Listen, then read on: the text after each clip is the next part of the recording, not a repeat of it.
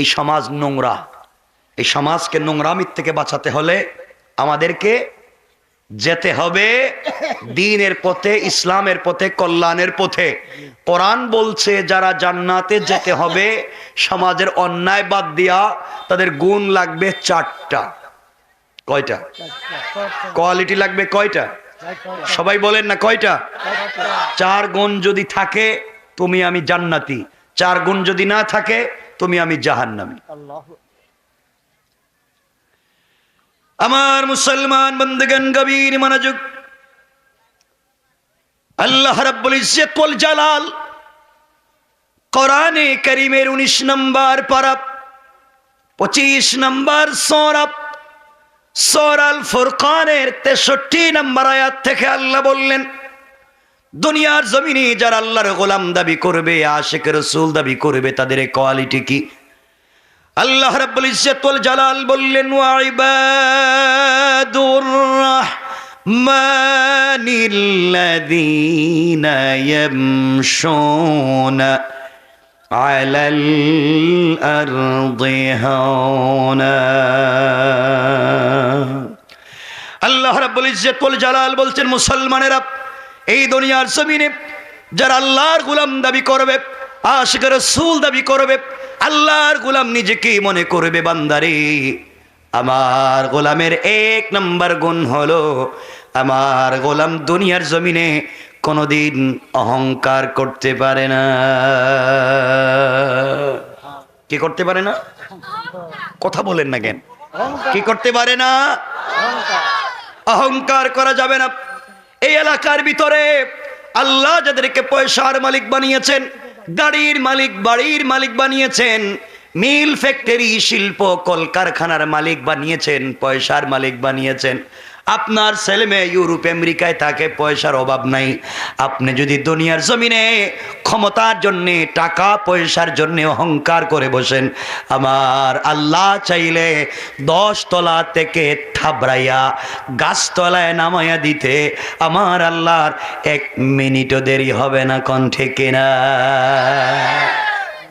এই জন্য সমাজে আল্লাহ যাদেরকে পয়সার মালিক বানিয়েছেন অহংকার করা যাবে।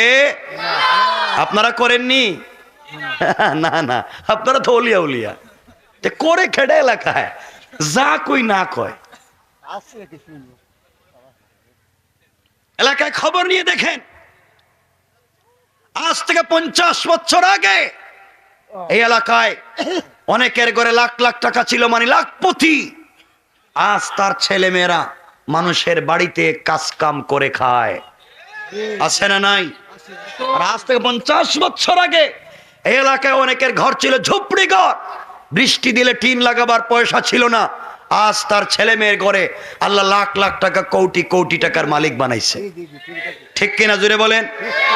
এই জন্য অহংকার করা যাবে? বলেন যাবে? মনে থাকবে তো? আর যদি কেউ অহংকার ছেড়ে দেয়, নিজেকে ছোট মনে করে সমাজে চলতে পারে, আল্লাহ রাব্বুল ইজ্জত ওয়াল জালাল বলে দিয়েছেন, আল্লাহ চাইলে তাকে গাছতলা থেকে, বাঁশতলা থেকে কান ধরে 10 তলার মালিক বানাইয়া দিতে আমার আল্লাহর 1 মুহূর্ত দেরি হবে না। কোন ঠিক কিনা? এই জন্যে আল্লাহর গোলামের 1 নাম্বার গুণ অহংকার করা যাবে। আপনার 2 ভাই 3 ভাই আমেরিকা থাকে, কানাডা থাকে, ইংল্যান্ডে থাকে, আপনার পয়সা পাতির অভাব নাই, কি ভাব ধরে এলাকায় ঘুরে, ওরে আল্লাহর ভাব রে, থাবড়া দিয়ে যদি আল্লাহ ফালাই দেয় রাস্তার পাশে, দেখবেন বহুত ছেলেরা দামি দামি মোটর সাইকেল দৌড়ায়, এমন থাবড়া দিছে পুরে হাত নাই, ফাও একটা নাই। কথা কন না কেন? খবরদার সে পদে যায়েন না। এই জন্য আল্লাহর ওয়াস্তে, আল্লাহর গোলামের 1 নাম্বার গুণ, আমাকে কথা দেন আমরা অহংকার করব না। মনে রাখবেন তো ইনশাআল্লাহ? আল্লাহর গোলামের 2 নাম্বার গুণ আল্লাহ বললেন, ওয়া ইযা খাতাবাহুমুল জাহিলুনা ক্বালু সালামা।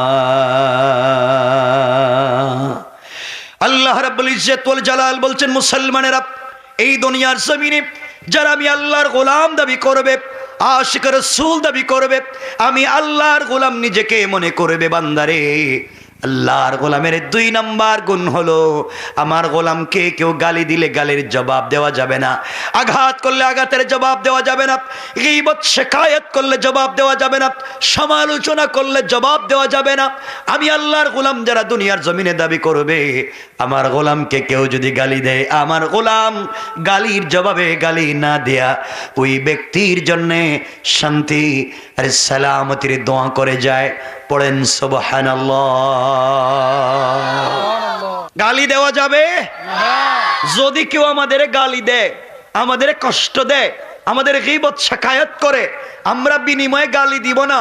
আল্লাহ বলেছেন খাতাবাহুমুল জাহিলুনা ক্বালু সালামা। কেউ যদি গালি দেয়, বিনিময়ে গালি না দিয়া তার জন্য শান্তির দোয়া করব, তাকে সালাম দিব।